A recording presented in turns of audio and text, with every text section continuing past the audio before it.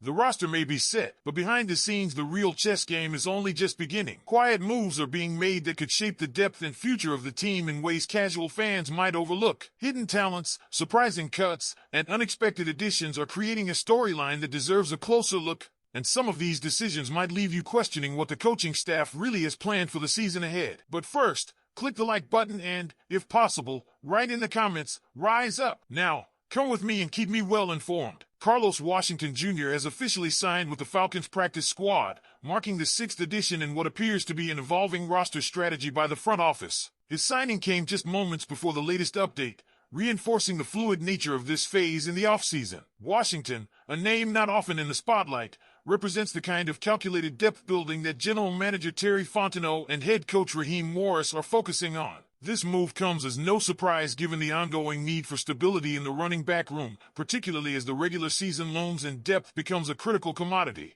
Easton Stick, the former Chargers backup, is another name that's landed on the Falcons practice squad. While many expected him to be the third quarterback on the 53-man roster, the coaching staff had other plans. Despite some highs in the preseason, Stick's overall performance didn't meet expectations, highlighted by inconsistency and moments of outright struggle. He's now slotted behind Kirk Cousins and rookie Michael Penix Jr., and while that may not excite fans looking for fireworks, it does reflect a pragmatic decision.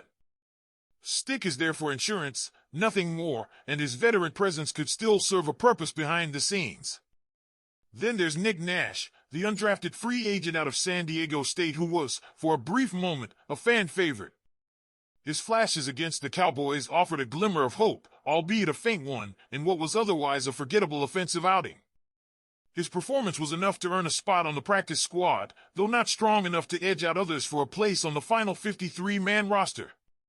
The disappointment in seeing Nash left off was only compounded by the surprising inclusion of David Sills, a decision that's left many fans, and even some analysts, scratching their heads. Sills' preseason was largely underwhelming, and with standout moments from guys like Chris Blair, it's fair to question the logic behind that roster choice. Speaking of Chris Blair, it's no exaggeration to say that his omission from the 53-man roster has sparked genuine frustration among fans. Blair showcased real potential in the preseason, and for many, he was the obvious pick for that final wide receiver slot. The argument wasn't just that he outperformed Sills, it was that he earned it through consistency and game-impacting plays. The coaching staff's decision to carry 7 wideouts, yet still leave Blair off, remains one of the most contentious points from final cuts. And unless he's brought back in a late move, this could end up being one of the offseason's bigger head-scratchers. Cobee Bryant, no, not that Cobee, joins the squad as another developmental piece. The undrafted corner out of Kansas had a quiet preseason stat-wise, logging just 3 tackles. But context is crucial here. Bryant suffered a hamstring injury during joint practices with the Titans, and it clearly hampered his return against Dallas. He didn't look like himself. Still, the coaching staff sees something worth investing in, which is why he lands on the practice squad rather than hitting the open market. Players like Natron Brooks may have outperformed him, but Bryant still has upside that Atlanta's willing to nurture, especially if he can stay healthy and regain form. The practice squad also now features Carter Warren and Ryan Hayes, both offensive linemen brought in as reinforcements amid injuries to Storm Norton and Caleb McGarry. Warren, a former 4th-round pick by the Jets, comes with intriguing potential. He's a big body with decent fundamentals who simply didn't stick in New York. Hayes, meanwhile, was a 7th-rounder with the Dolphins and, while maybe not as high-profile, adds further depth at a position group that's under scrutiny. With Elijah Wilkinson and Michael Jarrell, recently acquired from Seattle, competing for the right tackle role, it's clear the Falcons are leaving no stone unturned in securing offensive line depth. If either Warren or Hayes can develop quickly, they might see real playing time before the season's out. This group of 6 isn't necessarily final. More signings are expected, but what's already clear is the coaching staff's intent: develop potential, shore up depth, and keep a ready pool of talent on standby. It's not just about this week or the next, it's about building sustainable depth throughout the grind of an NFL season. These are the kind of moves that won't make headlines, but can define a team's resilience come November or December. And let's not forget, players on the practice squad today can become key contributors tomorrow.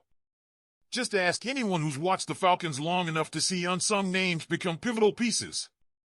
Now the big question for fans is this: among the players who didn't make the 53-man roster, who do you think was the biggest snub? Was it Chris Blair? Nick Nash? Cobee Bryant? Let us know your thoughts below. And let's not ignore how much these practice squad choices reflect the Falcons' broader vision under Raheem Morris. While some decisions have left fans puzzled, like David Sills making the 53 over Chris Blair, there's a clear emphasis on traits the coaching staff values beyond just preseason box scores. Whether it's special teams contributions, versatility, or even locker room presence, these are factors we often don't see during the broadcast but matter when roster spots are on the line. Still, it's hard not to come back to Blair. His cut feels like more than just a football move. It's a gut punch to fans who saw a player flash repeatedly in camp and preseason, doing exactly what he needed to do to earn a role. Whether that means the Falcons have another move planned or are simply hedging on potential upside with someone like Sills, it remains a risky call. The frustration is valid. And with waiver claims being what they are, Blair could easily be scooped up by another team if he's not already. That would be a tough loss. As for the offensive line picture, bringing in Carter Warren and Ryan Hayes speaks to a concern many fans share: depth in the trenches. With McGary's injury history and Storm Norton's inconsistency, the Falcons are right to reinforce this group. Warren especially feels like a solid bet. There's a reason he was a day 3 draft pick just last year. Development is key here. If either can emerge as a trusted backup by midseason, it could pay off in a major way when injuries inevitably hit. Let's also not forget the context of how the waiver process shapes these decisions. Because Bryant, Nash, and others don't have enough accrued NFL seasons, they had to clear waivers before landing back in Atlanta. That's always a risk. Any one of those players could have been snatched by another team looking for raw talent. The Falcons got lucky here, and fans should be glad. But it also raises a fair question: if some of these young guys are really worth investing in, why weren't they protected on the 53-man to begin with? At the end of the day, what we're seeing is the first wave of a practice squad that's built to evolve. These aren't static choices. As injuries occur and as players prove themselves in weekly practices, the makeup of this group could, and probably will, shift. For now, though, these 6 represent a balance of upside, familiarity, and insurance. So, as we wait for more signings to be announced, one thing's for sure: the Falcons are playing the long game. Depth matters. Development matters. And having a practice squad loaded with potential is the kind of strategic edge that might not win headlines in August, but could win games in December. If you're new to the channel, hit that subscribe button, drop a like, and make sure you click the next video showing on your screen right now. All the breaking Falcons news, you'll hear it here first. Go Falcons!